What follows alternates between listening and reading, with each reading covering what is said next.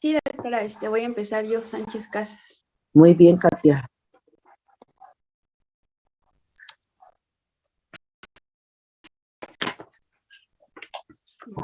Bueno, Eso. buenos días, doctora y compañeros. El día de hoy yo les voy a hablar sobre la hormona del narcoticotropa, los esteroides suprarrenales y la corteza suprarrenal. ¿Puedes pasar a la siguiente, por favor? Entonces, para esto, primero vamos a hablar un poquito de historia. A pesar de que desde el año de 1564 Bartolomeo ya había hecho una descripción sobre la glándula suprarrenal, por mucho tiempo no se conocía con exactitud cuál era su función. Fue hasta que Thomas Addison fue quien como que se empezó a interesar y empezó a investigar. Esto porque lo hizo a través de que se dio cuenta que un grupo de pacientes presentaba características similares, que presentaban melanodermia, que es cuando su piel se volvía un poco oscura. También presentaban falla cardíaca, tenían debilidad, irritabilidad gástrica, y se daba cuenta que desafortunadamente al poco tiempo morían. Entonces en las autopsias se dio cuenta que había alteraciones en la glándula suprarrenal, y esto le hizo pensar que había una relación entre las glándulas suprarrenales y esta enfermedad, que al día de hoy es lo que conocemos como la enfermedad de Addison. Entonces, en el año de 1855 hace una descripción de esta relación y establece que entre las funciones de la corteza suprarrenal se va a encontrar el metabolismo de los carbohidratos y mantener el equilibrio hidroeléctrico. Sin embargo, 5 años más tarde, se suicida, pero aún así, estos conocimientos permitieron, pues, empezar con más investigaciones. ¿Puedes pasar a la siguiente, por favor? Entonces, más tarde, a principios del siglo XX, Brown hace experimentos en los cuales extirpa las glándulas suprarrenales de unos ratoncitos y se da cuenta que desarrollan una enfermedad similar a la enfermedad de Addison. Entonces, a estos ratoncitos los empieza a tratar con extractos de la corteza suprarrenal y se da cuenta que mejoran. Entonces, más tarde, Philip Henge empieza a ver un grupo de pacientes que tienen artritis reumatoide y se da cuenta que una sustancia que la denomina sustancia X, que se hallaba en este extracto de la corteza suprarrenal, provocaba que tuvieran beneficios estos pacientes. En los años 30, Edward Kendall hace también un extracto de la corteza suprarrenal con 30 sustancias. Estas 30 sustancias las fue denominando sustancia A, B, C, D, conforme las iba encontrando.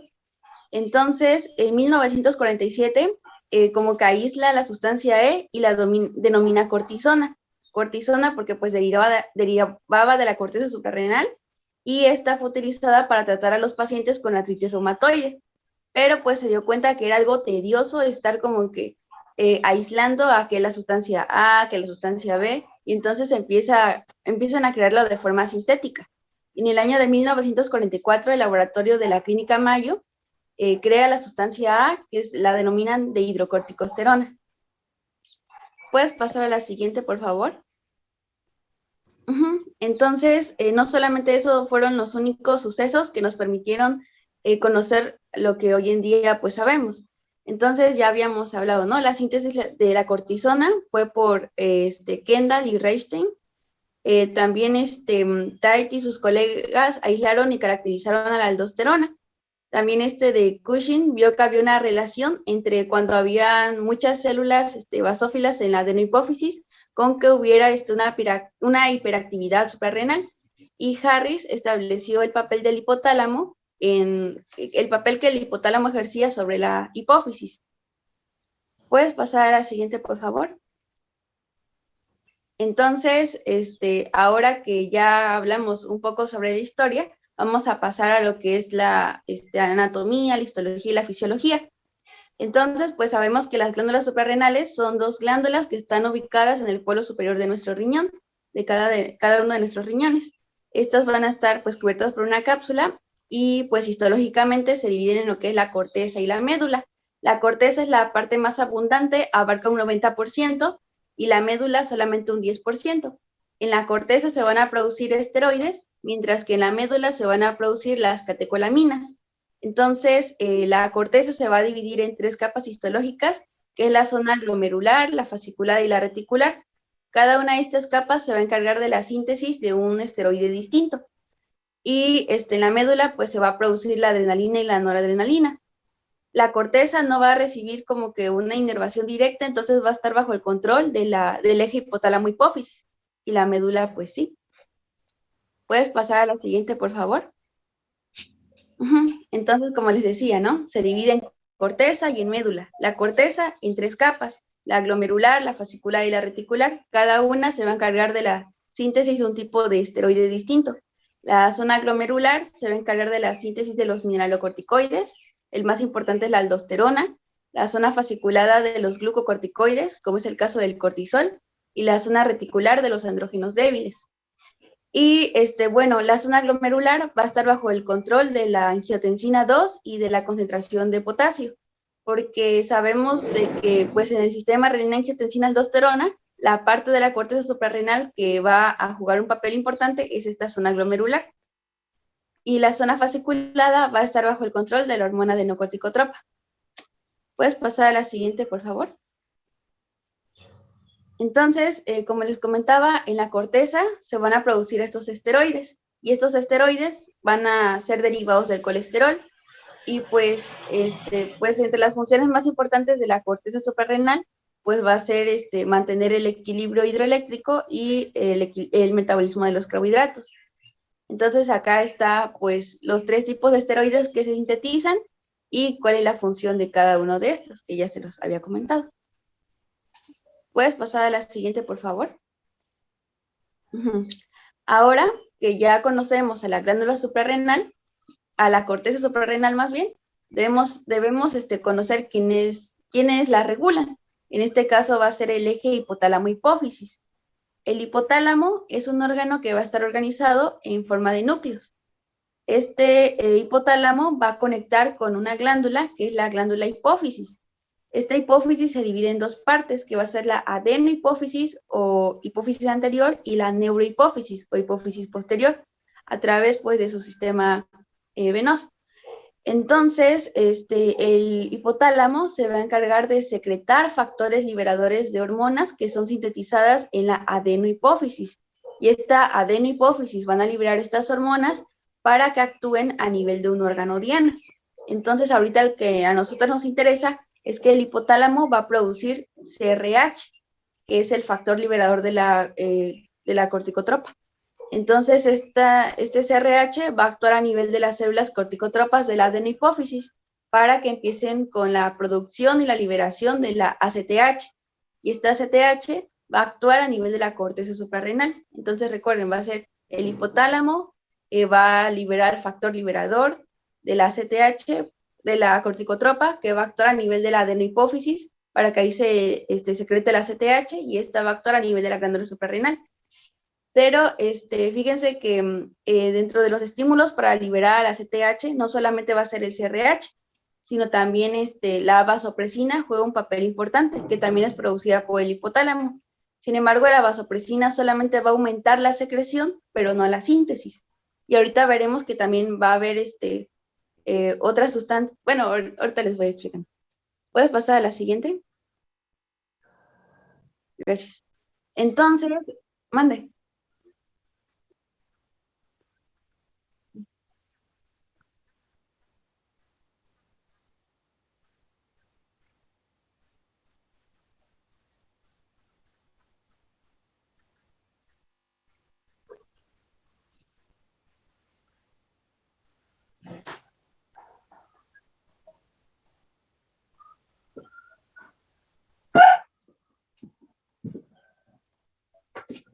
¿Qué mencionaste?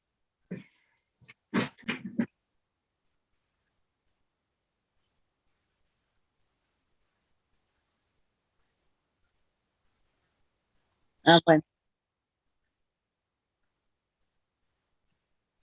Bueno, perfecto. Gracias, Ochoa. Muy amable. Tomaremos en cuenta lo de Octavio. Bueno. Bueno, entonces ya hablamos de que el hipotálamo va a producir el CRH, que va a actuar a nivel de las células corticotropas de la adenohipófisis, y esta CTH va a actuar a nivel de la corteza suprarrenal. Entonces, obviamente que si el CRH es liberado por el hipotálamo, debe tener las células las células corticotropas de la adenopófisis deben tener un receptor para CRH. Entonces, interactúa el CRH con el receptor en estas células, va a activar al AMP cíclico y esto va a permitir que inicien con la síntesis y la liberación del ACTH. Entonces, como les comentaba, el CRH no es el único estímulo para que se dé la liberación del ACTH, sino también participa la vasopresina, pero solamente aumenta la secreción, pero no la síntesis. ¿Puedes pasar a la siguiente, por favor? Entonces, habíamos hablado que el hipotálamo se va a encargar de producir al CRH. Sin embargo, este CRH va a tener como a un parecido que van a ser las urocortinas. Y ambos no solamente se van a producir a nivel del hipotálamo, sino también en otros sitios, como es el caso de la placenta, la piel, los intestinos, la glándula suprarrenal y el tejido adiposo. ¿Puedes pasar a la siguiente, por favor? Bueno, ahora que ya conocemos quién es el que se encarga de liberar a la ACTH, pues vamos a hablar sobre la ACTH, también denominada adenocorticotropa, corticotropina. Y bueno, esta está formada por 39 aminoácidos y va a derivar de un precursor más grande que va a ser la propiomelanocortina, que es la que vemos en la imagen que está en la parte superior. Pero esta propiomelanocortina no solamente va a originar a la ACTH, sino también a la hormona estimuladora de melanocitos, a las lipotropinas y a las endorfinas. Para que la propiomelanocortina origine la ACTH, debe actuar una enzima, que va a ser la prohormona convertasa 1, o también se le denomina prohormona convertasa 3. Y pues para esta ACTH, pues también esta ACTH que es producida por la adenohipófisis, también debe tener pues receptores. En este caso, va a haber 5 tipos de receptores. Pero estos receptores no solamente son específicos para la ACTH, sino para todos los derivados de la propiomelanocortina. Entonces, a estos receptores se les conoce como MCR, que significan receptores de la melanocortina. Y como les decía, existen 5 que van a estar pues distribuidos. El que ahorita a nosotros nos interesa es el MC2R, porque es el que se encuentra a nivel de la corteza suprarrenal. Entonces, pero fíjense que el MC1R generalmente no tiene mucha afinidad por la ACTH, pero en algunos casos, como es en el caso de la insuficiencia suprarrenal, empieza a tener afinidad y es lo que provoca la hiperpigmentación, porque pues está relacionada con los melanocitos. ¿Puedes pasar a la siguiente, por favor? Ahora vamos a ver el mecanismo de acción. Entonces, la adenocorticotropa o ACTH va a interactuar con el receptor que tiene en la corteza suprarrenal, que es el MC2R. Esto va a activar, pues, esto va a provocar que inicie la síntesis del AMP cíclico, que a su vez va a llevar a la entrada de colesterol y que empiecen a sintetizarse los esteroides. ¿Puedes pasar a la siguiente, por favor? Ahí Entonces, está. ¿mande? Ya está muy bien, estás llegando ahí a la biosíntesis, ya, ajá. Entonces, como les decía, ¿no? Estos esteroides derivan del colesterol. Entonces, este colesterol va a requerir de la CYP, de la CYP11A1 para que se convierta en la pregnenolona. Y entonces, todos estos, los que vemos de color naranjita, son los que se van a producir en la corteza.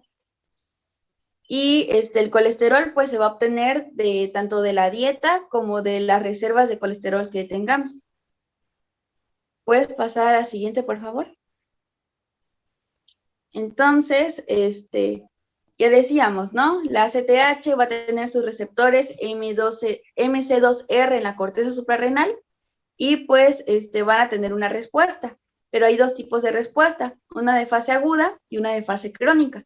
La fase aguda, pues como su nombre lo indica, va a ser en segundos, en minutos. Y esto la forma en que va a actuar es de que se va a suministrar colesterol a las enzimas para que empiecen a producirse los esteroides. Y la de fase crónica, pues es más tardada, dura de horas a días y está relacionada con un aumento en la transcripción de las enzimas que contribuyen a la esteroidogénesis. ¿Puedes pasar a la siguiente, por favor? Ujú.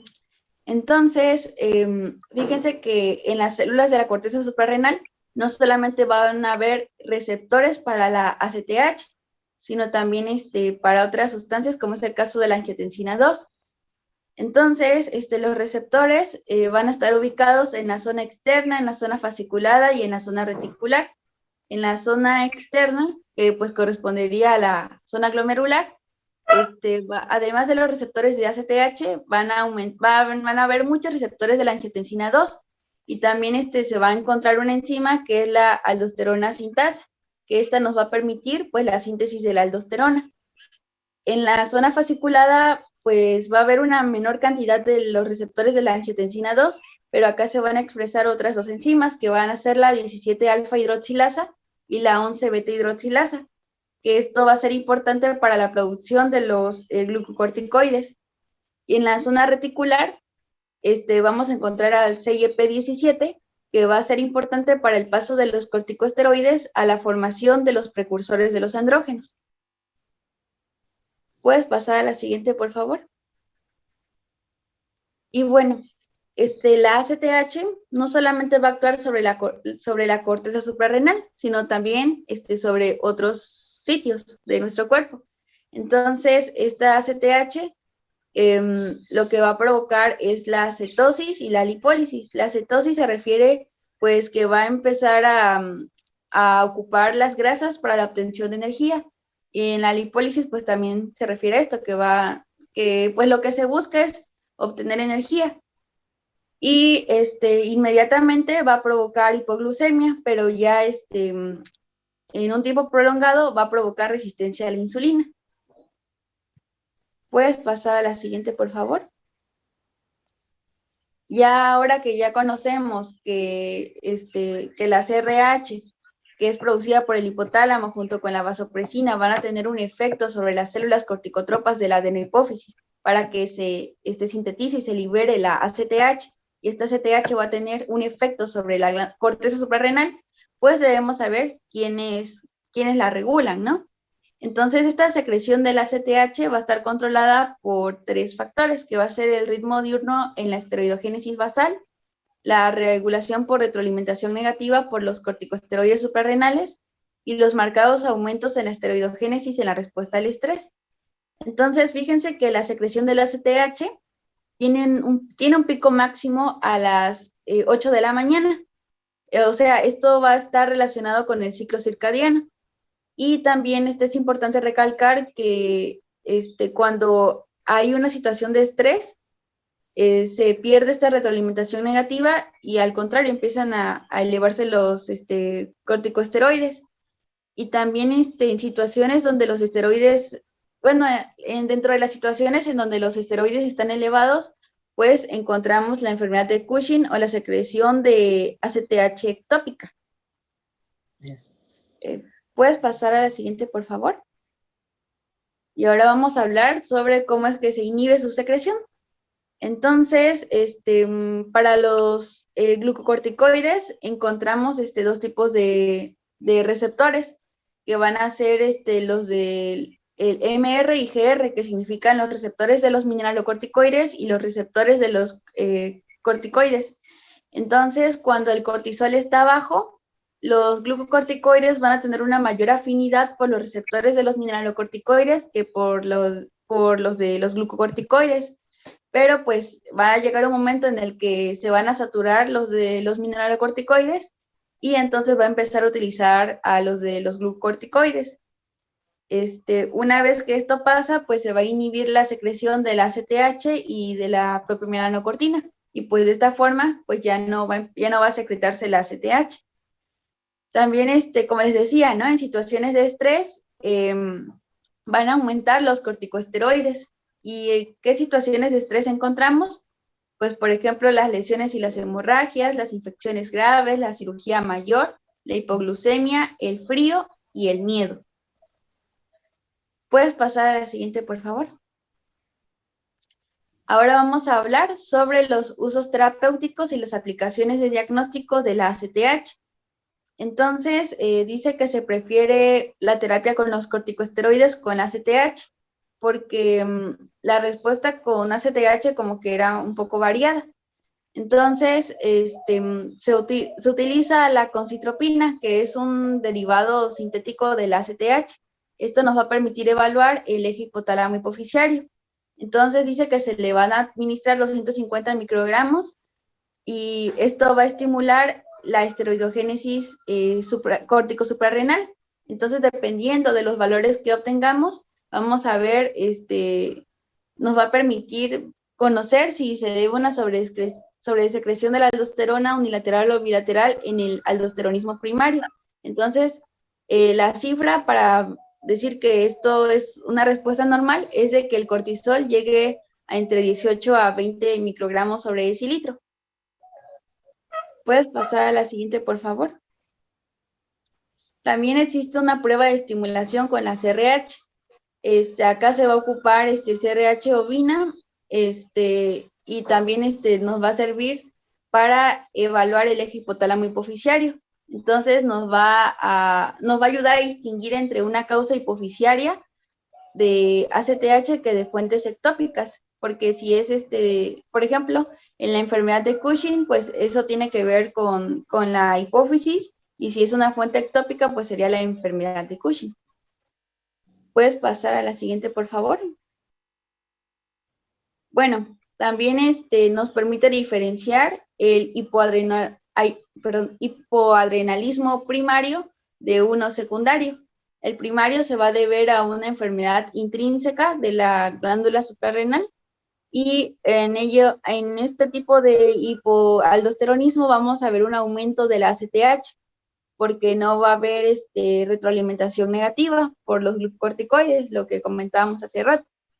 Y en el hipoadrenalismo secundario va a haber una disminución del ACTH, porque esto va a estar relacionado con el hipotálamo o la hipófisis. O sea, ahí se va a encontrar el problema. ¿Puedes pasar a la siguiente, por favor? También nos va a permitir distinguir entre el hipercortisolismo dependiente de ACTH e independiente de ACTH.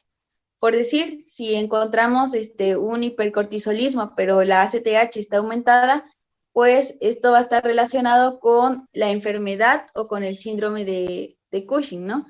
Entonces puede deberse a que hay un tumor no hipoficiario que está secretando ACTH, o sea, es ectópica esta producción, o bien por un adenoma hipoficiario.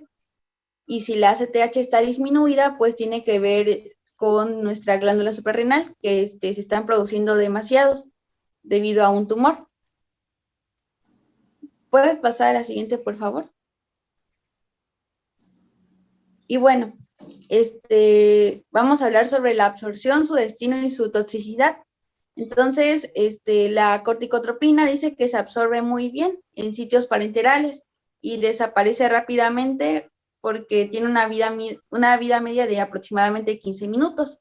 Entonces, las reacciones de hipersensibilidad son muy raras, pero sin embargo, la toxicidad de la CTH se debe sobre todo porque va a ser secundaria a una mayor secreción de los corticosteroides.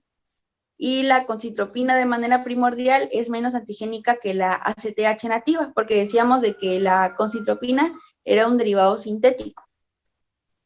¿Puedes pasar a la siguiente, por favor? Ahora vamos a hablar de los esteroides adrenocorticales. ¿Puedes pasar a la siguiente, por favor? Bueno, otra vez regresamos a este esquema, ¿no? Ya hablamos que en la corteza se producen estos esteroides que derivan del colesterol, y son 3 tipos de esteroides. Y en el caso de los en el caso de los andrógenos débiles, como es el caso de la dihidroepiandrosterona, dice que alcanza su pico máximo a los 30 años. Entonces, ya de ahí empieza a disminuir su cantidad. Entonces pueden ser administrados para, por decir, recuperar la libido. ¿Puedes pasar a la siguiente, por favor?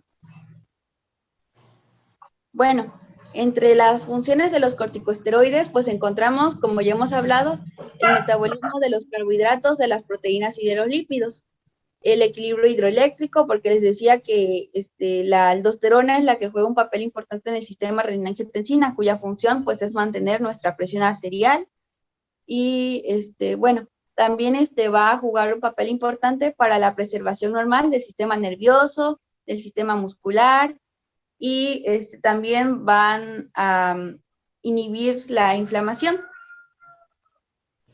¿Puedes pasar a la siguiente, por favor? Bueno, los mecanismos generales para los efectos de los corticosteroides, puede haber mecanismos inmediatos o no inmediatos. En el caso de los no inmediatos se refieren a que va a haber una mayor o menor transcripción génica.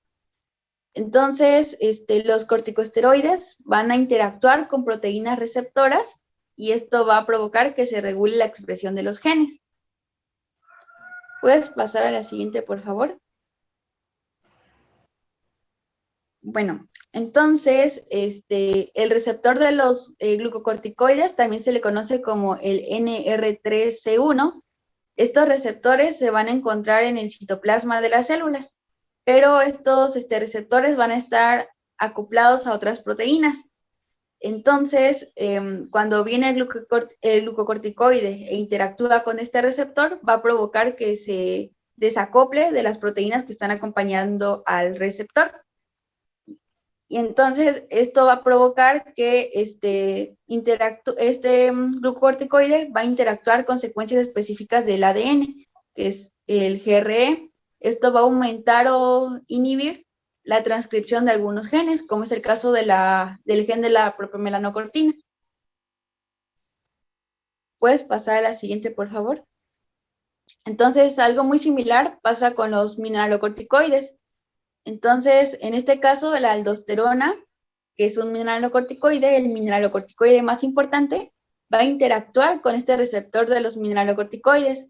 Entonces, esto va a provocar que se dé la inducción rápida de la sinasa regulada por el suero y los glucocorticoides. Se va a fosforilar y activar los canales de sodio. Esto va a estimular a la bomba sodio-potasio ATPasa, lo que va a provocar que se empiece a excretar potasio, que se empiece a reabsorber sodio. ¿Puedes pasar a la siguiente, por favor? Bueno, entonces ahora vamos a hablar sobre el mecanismo independiente del receptor para la especificidad de los corticoides. Pues tanto los receptores de los glucocorticoides como los receptores de los mineralocorticoides no tienen especificidad por ligando. Sin embargo, pues, o sea, al escuchar esto pensaríamos que el cortisol se puede unir sin problemas al receptor de los mineralocorticoides, pero esto no sucede. ¿Por qué? Porque va a haber una enzima que va a ser la 11-BHSD, que va a hacer que el cortisol pase a una forma inactiva que va a ser la cortisona. Y de esta forma, pues, no va a poder interactuar. Por ejemplo, la aldosterona va a tener a esta enzima y esto va a provocar, esto va a inhibir esto va a provocar que no se inactive, como es lo que le pasa al cortisol, que sí se inactiva. Entonces, si hay problemas con esta enzima, va a provocar lo que se conoce como el síndrome de la enfermedad hereditaria del exceso aparente de los mineralocorticoides. Y en esta enfermedad, el cortisol sí va a interactuar con el receptor de los mineralocorticoides, provocando que haya una disminución de potasio y aumento de la presión. También va a disminuir a la renina y a la aldosterona. ¿Puedes pasar a la siguiente, por favor? Ahora vamos a hablar sobre los efectos de los glucocorticoides. Entonces, pues ya hemos hablado un poco de esto, ¿no? Que van a participar en el metabolismo de los carbohidratos y las proteínas, porque lo que se busca en sí es obtener energía. Entonces, ahorita vamos a ir viendo con detalle cada uno de estos. También participan en el metabolismo lipídico, en el balance de agua y electrolitos, el sistema cardiovascular, el músculo esquelético, el sistema nervioso. a nivel de las células sanguíneas y en la respuesta inflamatoria. ¿Puedes pasar a la siguiente, por favor? Bueno, en cuanto al metabolismo de los carbohidratos y proteínas, como les decía, ¿no? Lo que se busca es de que haya energía, entonces va a promover a la gluconeogénesis, que esto se refiere a la formación de la glucosa a partir de fuentes distintas a los carbohidratos, como es el caso de los aminoácidos o de lactato. Entonces también va a disminuir la utilización de la glucosa por las células para que pues nosotros tengamos una mayor cantidad de glucosa disponible. También va a aumentar la degradación de las proteínas y la síntesis de la glutamina para que esto nos sirvan como sustratos para la formación de la glucosa. O sea, otra vez recaemos en la gluconeogénesis. También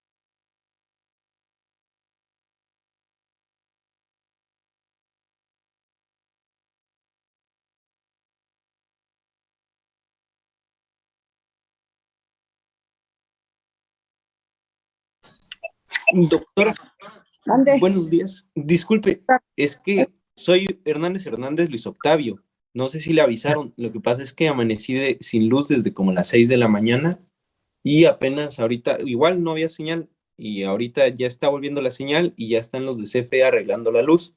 No sé qué haya pasado, pero ya logré conectarme. Perfecto, Octavio. Ya me Sí. había dicho, Ochoa. Ya estás disculpado. Sí, Ochoa. Sí. Gracias.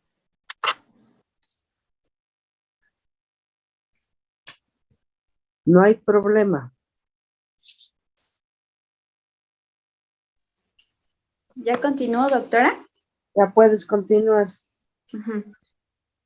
Entonces, me quedé en esto que activan a la lipólisis. Como les decía, ¿no? Lo que se está buscando es la formación de la glucosa para obtener energía. Entonces, a partir de los lípidos vamos a obtener pues ácidos grasos que van a permitir la formación de la glucosa. Entonces, pero fíjense de que hay algo que pues puede ser peligroso, ¿no? Porque los pacientes diabéticos pueden empeorar más aún su hiperglucemia. Y bueno, ¿puedes pasar a la siguiente, por favor? En cuanto al metabolismo lipídico, los glucorticoides van a contribuir en la redistribución crítica de la grasa corporal que se producen en el hipercortisolismo. Porque pues sabemos que, por ejemplo, en el síndrome de Cushing, lo que pasa es de que los pacientes le dicen lo que es la joroba de búfalo, ¿no? Que acá se les acumula grasa o también pues están gorditos. Es por esto, ¿no? Porque los glucorticoides contribuyen a esto. Ah, también pues la fasis en luna llena, ¿no? Que se ven en estos pacientes. Y también dice que contribuye a la facilitación permisiva del efecto lipolítico de otros agentes que van a contribuir al aumento de los ácidos grasos libres. ¿Puedes pasar a la siguiente, por favor? Pues como ya habíamos comentado, la aldosterona es la que participa en el sistema renina-angiotensina-aldosterona. Entonces, pues sabemos que entre las funciones de este sistema es que haya un aumento de la presión arterial y que pues se tenga niveles adecuados de sodio y de potasio principalmente. Entonces, pues sabemos de que a través de este sistema va a ocurrir la reabsorción de sodio y de agua, se va a excretar potasio, pero de que también, bueno, fuera de esto, ¿qué sucede con el calcio? El calcio se va a disminuir. ¿Por qué? Porque los glucocorticoides van a hacer de que haya una menor reabsorción de calcio. Entonces, por esto nos va a llevar a que pues el calcio esté disminuido, pero también van a aumentar la excreción renal de calcio y esto pues nos puede llevar a una osteopenia. ¿Puedes pasar a la siguiente, por favor? Bueno, en el sistema cardiovascular, pues podemos decir que puede tener como unos efectos negativos. ¿Por qué? Porque va a promover la hipertensión y también va a provocar la fibrosis cardíaca. Pero digamos que el efecto beneficioso es que va a mejorar la reactividad vascular a otras sustancias vasoactivas. ¿Puedes pasar a la siguiente, por favor? Y también pues juegan un papel importante en el músculo esquelético y en el sistema nervioso central. En cuanto al músculo, pues tanto contribuye a que tenga una buena función, como también va a provocar que el catabolismo del músculo, para que de esa forma se obtengan proteínas y sirvan para la gluconeogénesis. Y en el sistema nervioso central, pues va a tener un papel importante en el estado de ánimo, en el comportamiento y en la excitabilidad cerebral. ¿Puedes pasar a la siguiente, por favor? También, pues, va a tener un papel, va a jugar un papel importante en los elementos formados de la sangre. No va a tener mucha influencia sobre la hemoglobina y los glóbulos rojos. Sin embargo, en los leucocitos sí va a participar. ¿De qué forma? Van a disminuir los linfocitos, los eosinófilos, los monocitos y los basófilos. Pero al contrario, va a aumentar a los neutrófilos. ¿Y esto de qué forma? Porque va a hacer que se estén produciendo más en la médula ósea, también va a provocar de que no se adhieran a las paredes vasculares, entonces pues van a haber más en la circulación. Y ¿puedes pasar a la siguiente, por favor?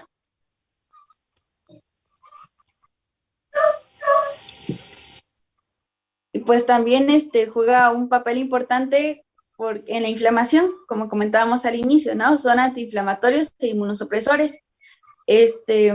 Pues ya habíamos visto, ¿no? De que pues de por sí van a disminuir a un tipo a los leucocitos, excepto a los neutrófilos, pero también estos pueden ser utilizados como antiinflamatorios, pero no van a eliminar la causa primaria de esto.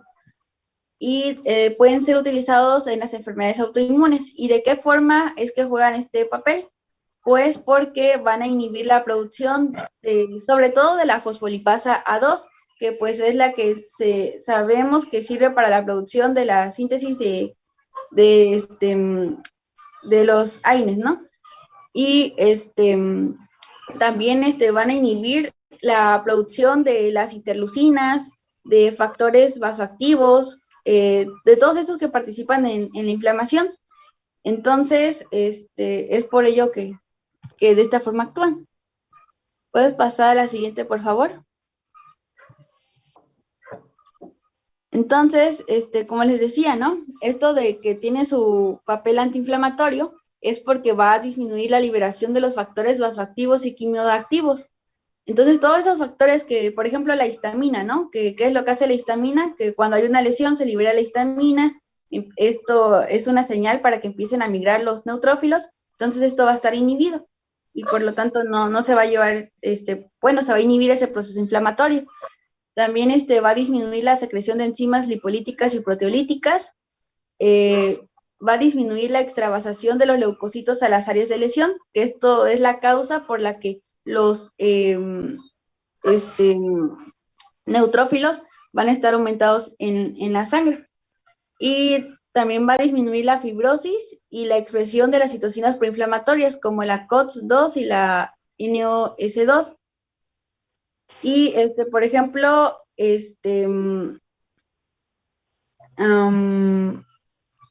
sé qué iba a decir? De que pueden ser utilizados para el tratamiento de la anemia hemolítica autoinmune. Y pues esto sería todo de mi parte, doctora. Muy bien, entonces quisiera, a ver, espérate, déjame ver el tiempo, 8:49. De todas las acciones que tú mencionaste, fíjate, ya terminaste casi las acciones, ¿verdad? De lo que se refiere a los glucocorticoides, que ya entramos en lo que nos interesa. Pregunta número 1. Después de que has hecho una descripción de las acciones que tienen los glucocorticoides, pregúntate, ¿por qué vamos a estudiar los glucocorticoides? ¿Por qué los vamos a estudiar? ¿O por qué los estamos estudiando? Porque los glucocorticoides son sobre todo los que son inhibidores de la respuesta inflamatoria. Muy bien, perfecto, perfecto, fíjate. Entonces, nosotros estamos viendo lo que se refiere a los glucocorticoides, porque son otros fármacos que se van a utilizar para inhibir la respuesta inflamatoria, es decir, los antiinflamatorios. Tenemos dos grupos, uno ya lo vimos, que son de los AINES, y el otro grupo es de los glucocorticoides.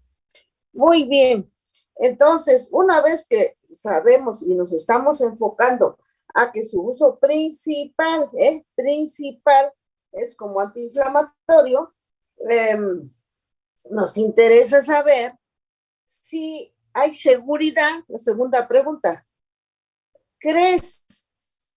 piensas que hay seguridad en la administración de los glucocorticoides como antiinflamatorios a corto, mediano y largo plazo? Yo creo que a largo plazo no tanto, porque si no pueden originar al síndrome de Cushing. He visto que luego hay muchos casos de que por el uso indiscriminado de estos fármacos generan al síndrome de Cushing. Perfecto, tú, Katia, perfecto, perfecto. Fíjate cómo si agarres la onda, pues, después de estar bla, bla, bla, bla, bla, bla, bla, bla, bla. Sin embargo, sabes contestar las preguntas. Efectivamente, fíjate, entonces, desde este punto de vista, llevamos 12, desde este punto de vista, tú, como médico general, sería la primera opción los corticoides para tratar procesos antiinflamatorios. Entonces no, serían los AINES. Serían los AINES.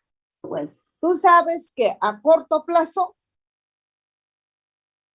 tendrían efectos notables los glucocorticoides a corto plazo, corto plazo, es decir, el uso de, ¿qué te puedo decir? Un corticoide administrado por vía oral o parenteral,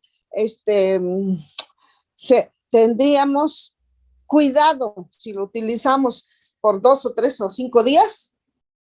No. Pues no, ¿verdad? No, ¿verdad? Pero ¿qué pasa si los utilizamos a mediano plazo? Es decir, un paciente que tú le vas a administrar por X motivo como antiinflamatorio, ahorita después vemos las enfermedades donde también se utilizan como antiinflamatorios, ¿verdad? Pero si tú los utilizas más de 15 días, un mes, ¿habría o no habría problema? Sí, ahora sí ya. Ahora sí ya va a haber problemas. Ahora sí ya va a haber problemas. Lo que va a pasar es que si lo administramos, fíjate, a mediano y a largo plazo, nos vamos a encontrar con que ya empiezan a aparecer los efectos adversos. Y bueno, a ver, esta pregunta, si la puedes contestar, que pienso que sí. Cuando uno administra los glucocorticoides a mediano o largo plazo, lo que estamos haciendo es con la corteza suprarrenal hacerla una perezosa, ¿sí o no? Ajá, porque pues ahí recibe las fuentes ectópicas, ¿no? Perezosa, ¿verdad?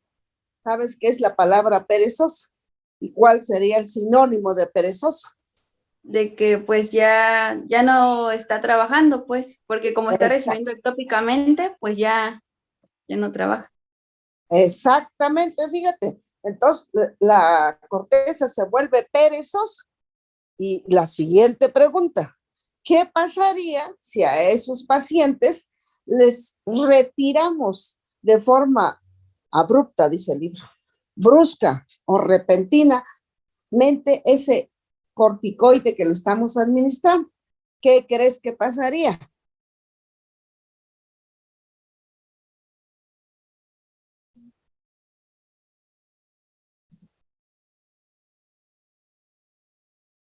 Esos son los cuidados de la administración a largo plazo. Me estoy adelantando, ¿no? Pero viendo que sí respondes, por eso te estoy llevando hasta el final. ¿Qué pasaría entonces si los quitamos rápidamente, de la noche a la mañana? Usted tomó su última tableta, suspéndala, ya, o ya no continúe. Podría ser de que desarrollen insuficiencia suprarrenal, porque de aquí a que como que otra vez empieza a trabajar la corteza suprarrenal, pues a lo mejor tarda. Así es, ya ves como si sabes, ya ves, sí, efectivamente. Entonces, el paciente lo podemos matar de una insuficiencia suprarrenal aguda. ¿Ves? Perfecto, hasta allá vamos bien. Otra pregunta. Una vez que ya, fíjate, mencionaste las acciones farmacológicas sobre todos los puntos que mencionas, tú puedes integrar un síndrome de Cushing. Entonces, cuando administramos para los glucocorticoides a tiempos prolongados, estos, podemos producirle un síndrome de Cushing iatrogénico. Se llama así porque uno lo está produciendo, ¿verdad? Por la administración. Desde este punto de vista, ¿podías ya integrar con lo que dijiste de todas las acciones farmacológicas un síndrome de Cushing? Las manifestaciones del paciente, las manifestaciones clínicas. Exacto. Pues está el hirsutismo, la facies en luna llena, la joroba de búfalo, va a haber estrías violáceas acá en el abdomen, va a haber pues un aumento de la grasa corporal, ya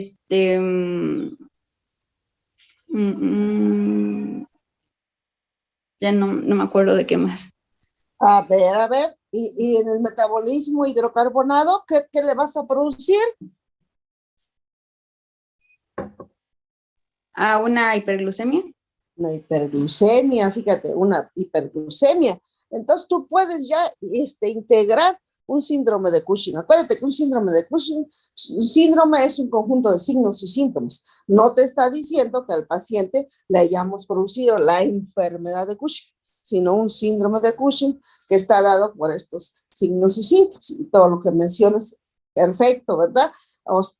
Estrías también que ya mencionaste, osteoporosis, que también a nivel del calcio te va a producir eso. Que nos falta. Tú dices, ¿qué dijiste de los músculos? ¿O qué dijiste atrofia, que disminuía la masa muscular. Atrofia de la masa muscular, sí, cara de luna, joroba de búfalo, hipertensión, porque acuérdate que los glucocorticoides, como vamos a ver más adelante, algunos glucocorticoides son específicamente antiinflamatorios, que es el uso principal con el que nosotros vamos a utilizar. Sin embargo, hay otros que tienen, como la hidrocortisona, acción también mineralocorticoide.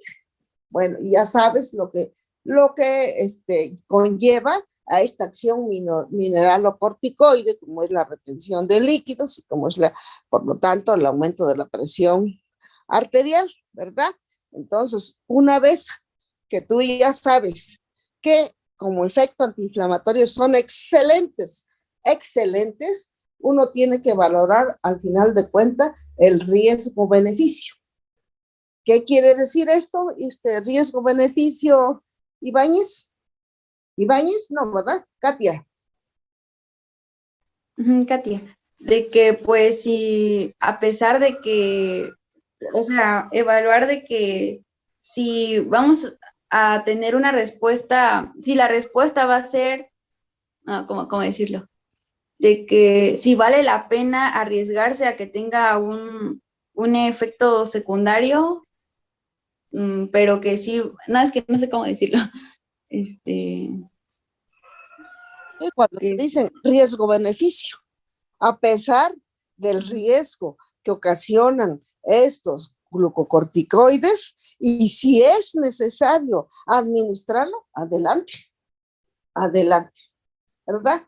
Entonces, te digo esto porque más adelante vas a ver en qué enfermedades también se ocupan los glucocorticoides, como inflamatorios y también como inmunitarios, es decir, que bajen esto, como pasa precisamente en estas enfermedades autoinmunitarias, en donde ahora sí que van, como la artritis reumatoidea, van llevando al paciente primero con los AINES. Después, los pacientes, acuérdate que los AINES, los efectos adversos son sobre el tracto gastrointestinal y que después van llevando también a la combinación o el descanso de estos, de los AINES, y ahí intercalan los famosos corticoides. El paciente requiere bueno, tiene una mejoría notable con estos glucocorticoides y ahí se la van llevando y resulta que después hasta un Cushing se le produce por la administración prolongada, ¿verdad? Entonces, fíjate todas las características que tienen estos glucocorticoides. Excelentes para llevarse por delante, porque resulta que cuando salen ustedes como médicos generales y todavía no se han titulado o ya como ya les están dando la oportunidad en el internado, resulta que llegan inmediatamente, recetan para, por ejemplo, para una, así bajita la mano, una faringitis o una bronquitis, una traqueobronquitis, inmediatamente un antibiótico y ¡pum! ¡Pum! Combinado con un glucocorticoide de acción antiinflamatoria, como es la dexametasona, que ya vamos a ver cuáles son los únicos fármacos que son 100% glucocorticoides y que la acción mineralocorticoide no existe o es muy pequeñísima, ¿no? Entonces, resulta que, oye, no han inmediatamente meten el antibiótico y la dexametasona. Entonces, hay que valorar cuando nosotros en verdad debemos administrar estos glucocorticoides, sobre todo cuando es por tiempo prolongado.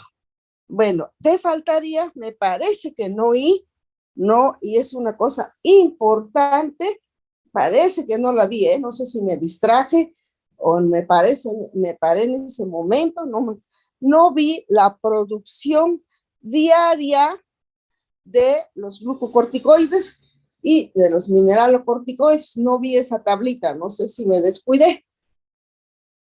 no, doctor, esa sí no la puse.